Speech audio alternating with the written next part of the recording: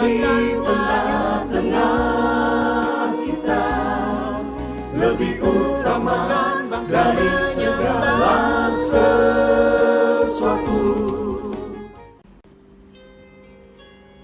Memberi dari kekurangan. Sebab mereka semua memberi dari kelimpahannya, tetapi janda ini memberi dari kekurangannya. Semua yang ada padanya, yaitu seluruh nafkahnya. Markus 12 ayat 44. Sahabat Iktus yang dikasihi Tuhan, bagaimana tanggapan saudara mengenai lagu ini?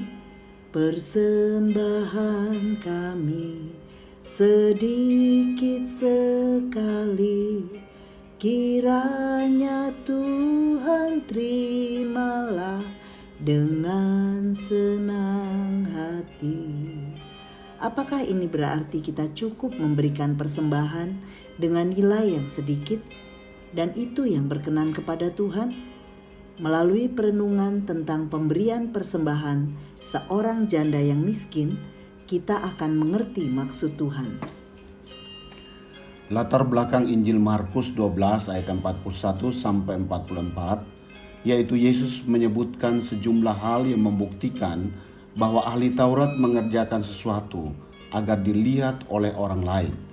Tujuan Yesus di sini bukan untuk mengecam ahli Taurat, namun Dia mengingatkan murid-muridnya supaya mereka tidak mengikuti ajaran dan tingkah laku mereka, secara khusus dalam hal pemberian persembahan seperti dalam perikop ini. 1. Pemberian orang kaya. Memberi dapat diartikan menebarkan, membawa atau memasukkan. Sedangkan jumlah yang besar dalam bahasa Yunani berarti lebih banyak atau lebih besar dengan jenis yang bermacam-macam. Jadi, ayat 41 ini menunjukkan bahwa persembahan yang diberikan oleh orang-orang kaya di Bait Allah lebih banyak daripada persembahan yang lain, bahkan mereka memberi persembahan yang bermacam-macam. Kelimpahan dalam bahasa Yunani berarti berlebihan, berkelebihan, berlimpah-limpah. Pengertian lain dari kelimpahan menunjukkan keadaan harta milik yang lebih dari cukup. Jadi, orang-orang kaya memberikan hanya sebagian kecil dari harta milik mereka yang berlimpah. Mereka masih mempunyai uang lebih dan memberikan sebagian kecil saja dari uang mereka yang banyak itu. 2. Pemberian janda miskin. Pada ayat 42 ini, Yesus menjelaskan bahwa janda miskin memberikan persembahan hanya 2 peser dan uang logam disebut dengan lepton, yang secara harfiah bermakna logam yang tipis.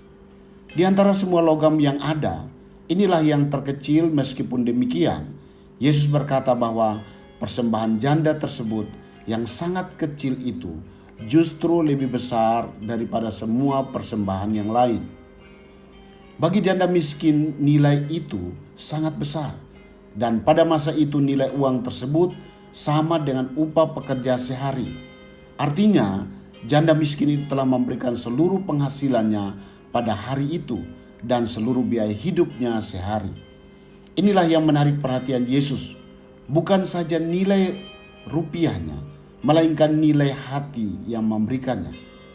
Ia memberikan semua dari apa yang menjadi miliknya dengan keyakinan iman bahwa Tuhan pasti memelihara hidupnya. 3. Penilaian Tuhan. Yesus memperhatikan bagaimana sikap orang kaya dan janda miskin dalam memberi persembahan. Penilaian Yesus tidak hanya ditujukan pada jumlah persembahan yang diberikan, namun ia juga menilai bagaimana sikap mereka dalam memberi persembahan itu, yaitu sikap hati orang yang memberi persembahan di Bait Allah. Prinsip yang dikemukakan oleh Tuhan Yesus di dalam kesempatan ini ialah bahwa persembahan jangan dinilai dari jumlahnya, tetapi dengan membandingkan persembahan itu dengan keseluruhan milik si pemberi. Sumbangan yang besar dari kelimpahan mungkin lebih kecil artinya dibanding dengan sumbangan yang kecil dari kemiskinan. Janda ini telah mempersembahkan semua yang ada padanya.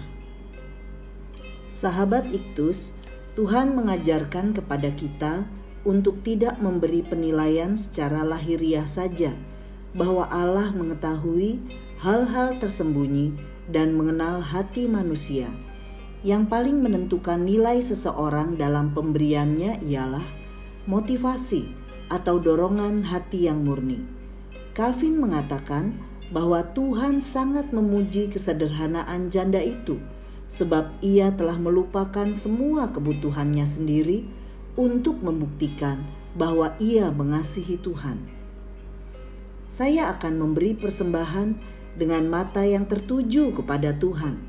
Artinya bukan untuk dilihat oleh orang lain, tetapi untuk kemuliaan Tuhan.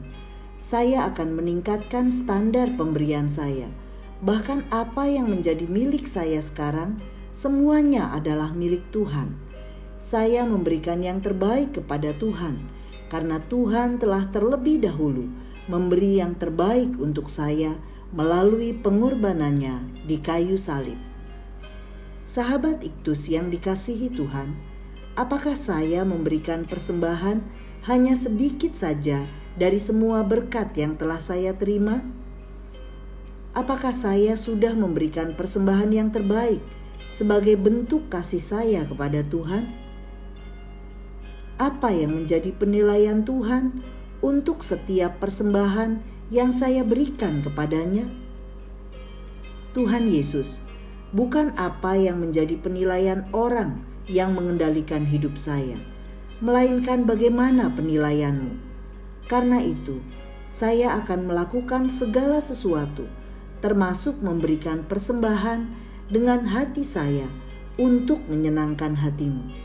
Apa yang saya berikan kepadamu belum seberapa bila dibandingkan pemberian dirimu bagi keselamatan jiwaku. Amin. Bertambahnya pendapatan tidak hanya meningkatkan standar hidup, tetapi standar memberi.